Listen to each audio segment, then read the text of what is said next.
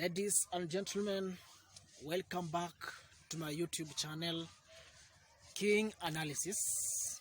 In this channel, we tend to analyze the Kenyan politics, the new trends of the Kenyan politics, and the new developing stories regarding the Kenyan politics. We are not affiliated to any political affiliation. We just analyze the way things are. We are not biased. We do not choose, but we analyze as the stories develop. Today, I want to appreciate for those who are able to subscribe for my first video. Thank you for the subscriptions. Thank you for the views. I really appreciate. And for those who went to an extent of even commenting at the comment section, thank you so very much. And for those who have not yet subscribed, please, I will urge that you do so that whenever we produce such a video, you are easily notified by YouTube. Today,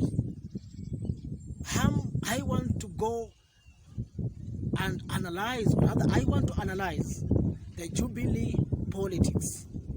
Now, I do not want to look into Jubilee politics as a whole, but I just want to narrow down into Jubilee's Kiambaa by-election, the Kiambaa constituency by-election.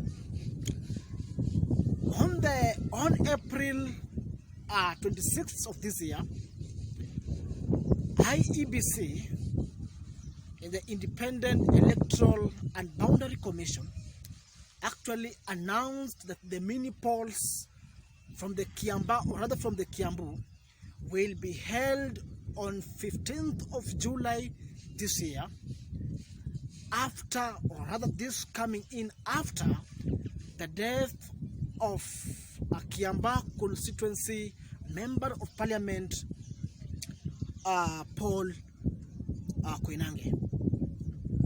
May his soul actually rest in peace. Now, that's where the vacancy comes in, and that is where actually the polls of the by-election are coming in.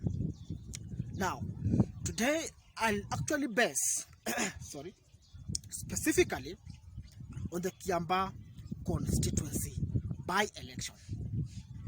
Why am I basing on Kiambaa by-election, and yet we actually have too many polls in the same county on the same date and almost at the same time? This is my reason. Because of Kiambaa Church, the famous Kiambaa Church. Now, if you have been in this country long enough, when I will say Kiambaa Church, KAG, Kenya Assemblies of God, actually it will remind you of 2007, 2008. And I am mentioning Kiambaa Church because I want to link it, or its importance or its play, into William Samoei Ruto 2022 presidential elections. How are they coming out? Now, allow me please to give a small history about this Kiambaa and how it's linked to William Ruto, and how it is very, very important for him in the coming 2022 presidential election compared to any other by-election that UDA, his party, has been able to achieve. Now, Kiambaa evokes some emotions into Kenyans when you actually mention about the church, the KAG church in Kiambaa constituency. It is in this church where actually the people were burned to ashes, people worshipping the Lord, our Creator, inside the church. And the pain came in actually at that time, specifically when the church was being burned to ashes, and the mama was trying to rescue his child, actually throwing out the child for the purpose of rescue of the kid, sacrificing her life. But the guys with guards taking the child back to the church for them to be burnt into ashes, all of them. In my own opinion, this might have been a concern by the ICC, which led to the formation of CPIM, which was Commission of Inquiry Post-Election Violence, that actually came up with the 6 names, the famous names, the Ocampo 6. The Ocampo 6, we're talking about the Uhuru Kenyatta, William Samoei Ruto, Francis Mdaura, Henry Kosigei, Hussein Ali, and of course Arab Sang. Now, my interest is not with the 6 names, because even after the Ocampo 6, Ocampo later retired, but then came in the successor, who was now the Fatou Bensouda. Fatou Bensouda was actually the deputy of the Ocampo. Now, when Bensouda took over the seat from Louis Ocampo, now she actually sliced the names from 6 into 3. She now began concentrating on the 3 names, and that was Uhuru Kenyatta, William Samoei Ruto, and then Arab Sang. But for me, that is not my interest. My interest lies on one person, that's William Samoei Ruto. And that's why I am trying to link the history of Kiambaa to William Ruto and its importance to 2022 presidential election. Because rumor has it, it's in public domain that Ruto is actually linked to Kiambaa massacre. What happened to Kiambaa? Alright? That's the rumor that has it. Okay, it's not proven yet, but that is what's in the public domain. And remember, at that time, Ruto was in Pentagon, actually with the likes of Raila Amolo Odinga, with the likes of Najib Balala. They were in Pentagon, and these people, their supporters were against the people from the mountain at that time.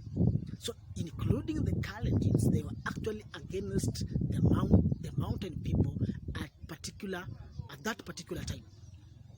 Alright? Now, what is the importance actually of this by-election to William Samoei Ruto? What is it? Why is it so very much important to him than even a win to Jubilee? Here are the reasons that I think that are very, very important. One, this is the good time for William Samoei Ruto to cleanse his name, to wash his name, because it's in the public domain that William Samoei Ruto actually had a hand in the massacre. That's what most people believe. But this is a very good time for him to cleanse his name. How will he cleanse his name? By winning this by-election. By winning the by-election, it will be very much clear. It will be very much clear that actually people are behind him, and people do not subscribe on the theories that are being rated around that actually William Samoei Ruto contributed to the massacre of Kiambaa Church. That's one point. Number 2, Ruto will actually gain ground in central politics compared to what people tend to say about him. That people tend to say that he's campaigning alone. He has been campaigning for the past 4 years. There's no one who is coming in as a competitor so far, and that's why he's gaining so much ground. And when someone will come in, he will lose the ground. This one will be a better time for him to gain the ground, because he will know that actually people are with him and people are standing with him on the ground.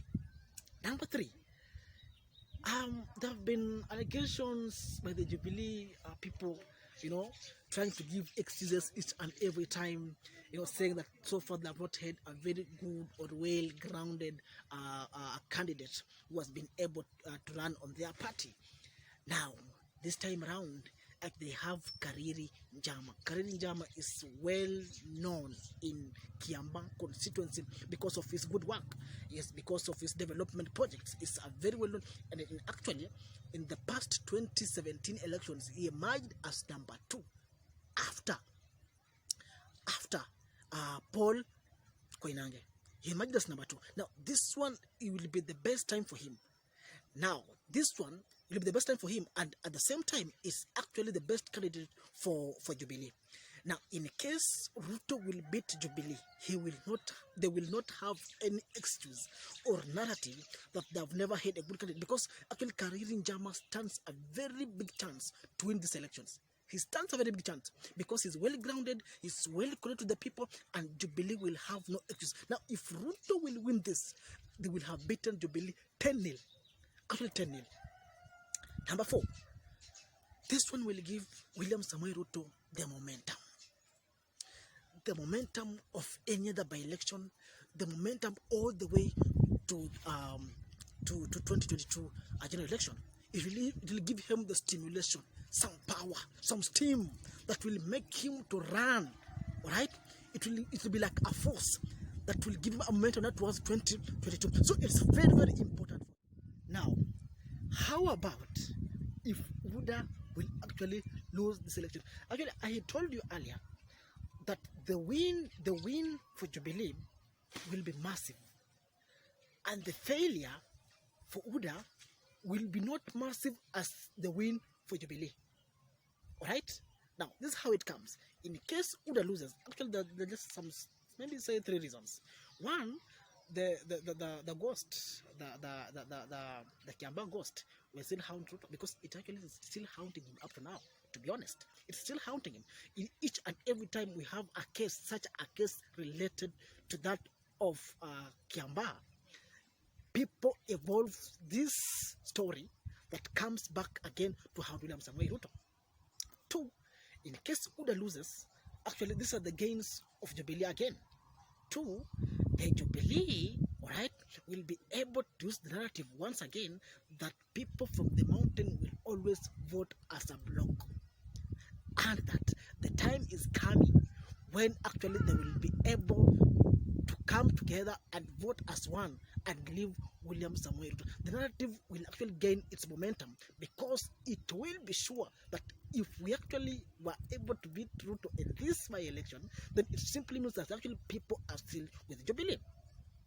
And 3, it will also give Jubilee a momentum to end by-election and to any presidential election, and this actually will give Jubilee the power to come on the table during the time of negotiation 2022 presidential elections, because of definitely the Jubilee will have to come on the table with the coalition. They will be able to, they will want to take them. So apart from the machineries, apart from the deep state, it will give them the power to be able to explain to the people, or the people they want to make the coalitions with, that indeed we also have the power, we also have the people, we still have the backup of the people, and that is how it will be.